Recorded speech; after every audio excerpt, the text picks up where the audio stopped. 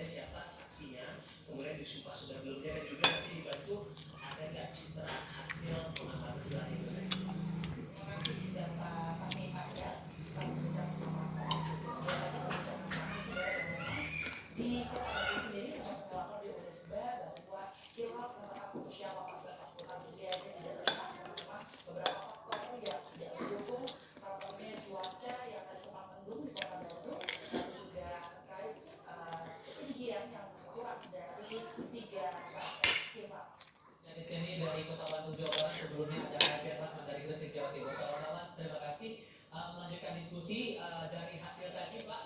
saya memikirkannya adalah untuk masyarakat kita di wilayah Indonesia Tengah dan Timur. Sekarang sudah pukul 18.27 di Indonesia Barat, setengah 8 malam di Indonesia Tengah, sudah setengah 9 malam juga di Indonesia Timur.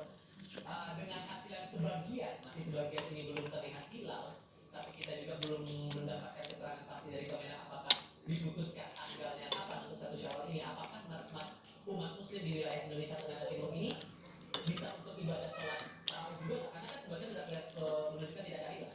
Ya, dari pemantauan dan informasi tentu saja mereka mendapatkan data yang banyak juga.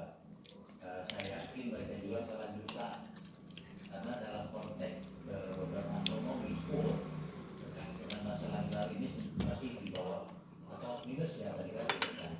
Nah, sehingga mereka tentu mendapatkan informasi untuk melengkapkan dari jumlah jumlah Ramadan menjadi 30. Dan saya juga sekali ya mereka akan melakukan tarawih ya, melakukan tarawih karena sudah ada informasi di awal juga. Nah, ini kan bagi pembuktian untuk bagaimana nanti diputuskan oleh pemerintah. Yang seandainya pun mereka misal terjadi bahwa besok Idul Fitri misal ini hanya misal ini sudah tahu bahwa kita sudah ada ibadah tambahan, tapi mereka itu tidak seperti itu, sudah tahu juga informasi ini bahwa bulan Ramadan akan lengkap yaitu 30 hari. Oke, sehingga Pak Slamet sesungguhnya kalau melihat dari dan memantau prosesi dari beberapa titik ini, maka bisa kita prediksi proses sidang hari ini tidak akan menunggu waktu lama untuk memutuskan tentang sejauh itu.